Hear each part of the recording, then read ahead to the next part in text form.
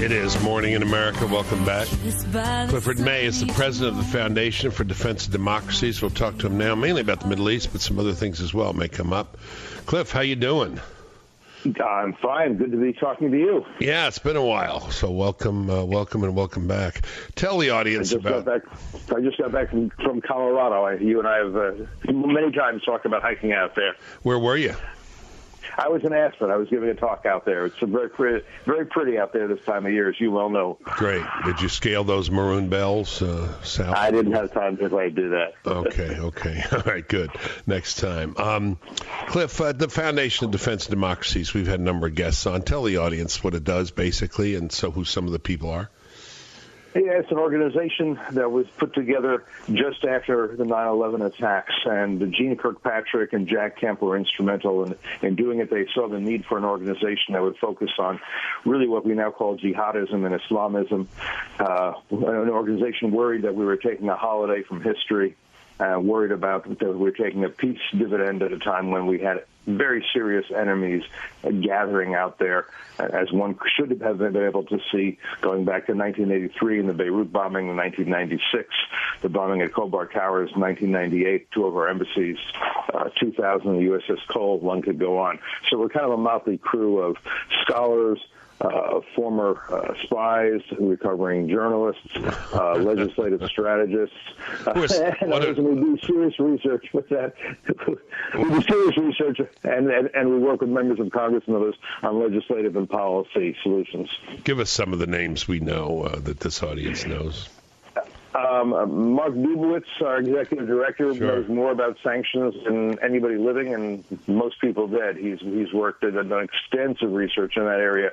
Well, Mark Erect is a former CIA officer in the Directorate of Operations. He focused on Iran, but he also speaks Arabic and Turkish. John Shanzer is an expert on intra-Palestinian politics. He's written a couple of very good books on that subject.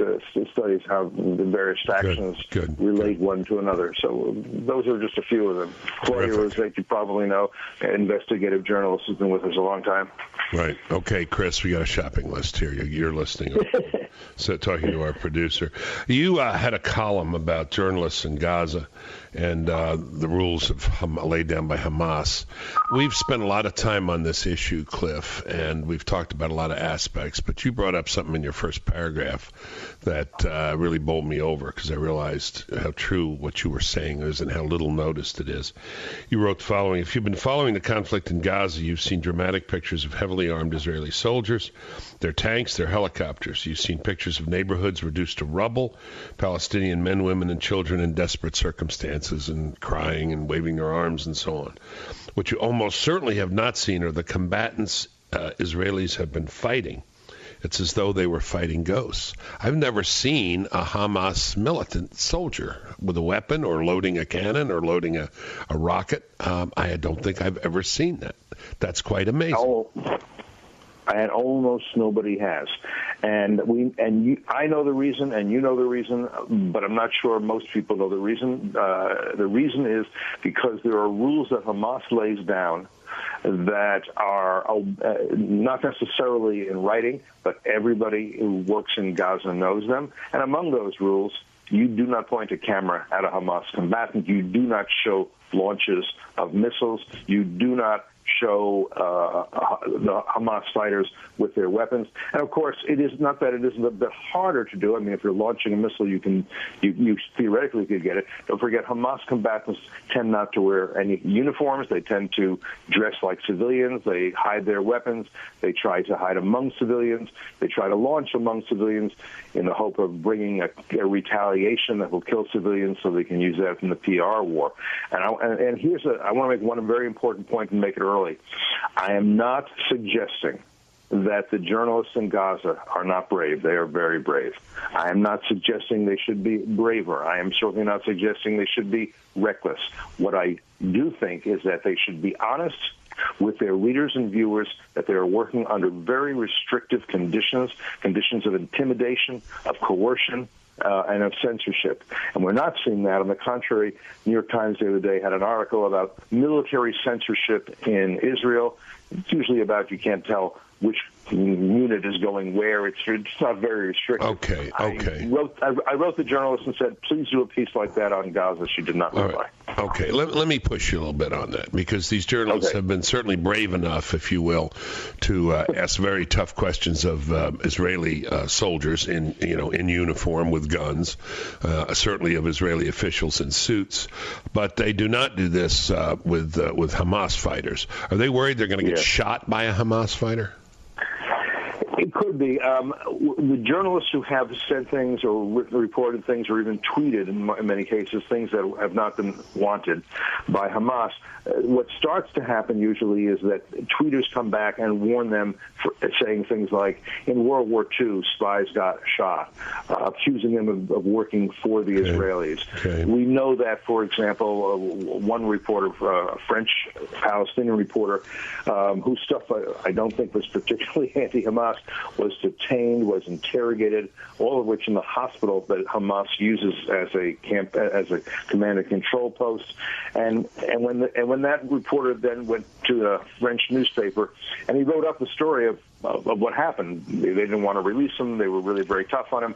He obviously got some threats because on the website of Libération, the newspaper, it says this story has been unpublished at the author's request. Okay. Do these guys know, you refer to this in the latter part of your article, and I'm reminded of it, Gaza's a pretty dangerous place. Do these reporters have in mind the kidnapping of Steve Santani and his cameraman in Gaza? This was the Holy Jihad Brigade, they call themselves. They were released, but not before, as Santani stated, they were forced to convert to Islam at gunpoint. It was a really sad and almost pathetic thing to watch. But is this what's in people's minds? And, I don't know. If you take that journalistic oath, aren't you supposed to kind of speak truth to power, even at risk of your own life? Well, first of all, I think they all know what happened to Steve Santani of Fox and his cameraman, Olaf Wig. And I think they all know what can happen any day in Gaza, even if you have good fixers. And they all have fixers. And fixers are people who arrange and keep you safe as a journalist in these places. The fixers all have good relations with Hamas. So when the Hamas people come, they can say, no, these guys are cleared.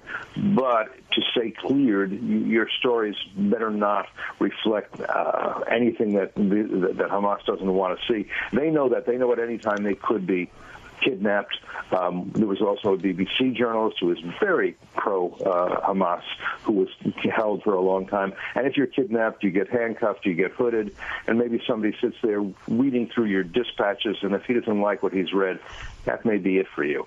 So they all know that. And again, that's why I say I think there's only so much they can do, but what they're not doing, or they're not doing clearly, they're not doing in the major media. They are doing it, and I have this in my column, they are doing it somewhat on social media among their followers and themselves, but they're not being honest about the conditions under which they're working. All right, I don't want to beat this to death. The point is, and the point of your article is, we're only getting part of the story.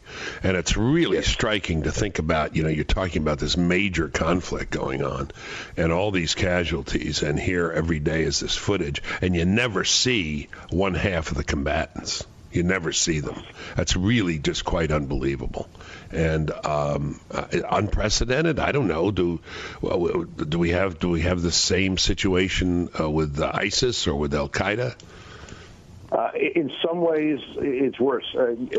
Journalists can get into Gaza. They go in through Israel. Again, they get themselves a good minder, somebody to take them in and guide them and translate and kind of run interference with them. You go into Syria as a journalist right now. You can try to do the same things, but it's extraordinarily dangerous. People are not talking about this, but journalists kind of know. There are probably more than 20 foreign journalists being held hostage right now in parts of Syria. Okay. Well, I don't envy them, and I don't volunteer for the position.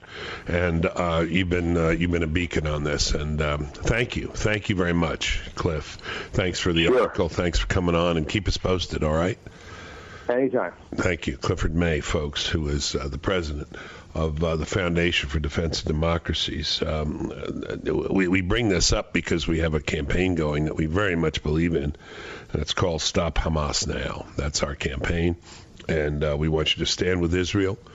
We want you to go to the website, go to stophamasnow.com, stophamasnow.com, and raise your voice clear and loud voice, polite but clear and loud, and make your views known. We're not getting part of the story here. This is amazing to me. You can make up your mind about the media here and the press, whether they should push harder or not, putting themselves at some risk if they do. But they should at least admit that they're not bringing you the whole story because, well, if we do, we're putting our necks on the line, and then let people evaluate themselves what they think of that. StopHamasNow.com. Please join. Please go to the site and take a look.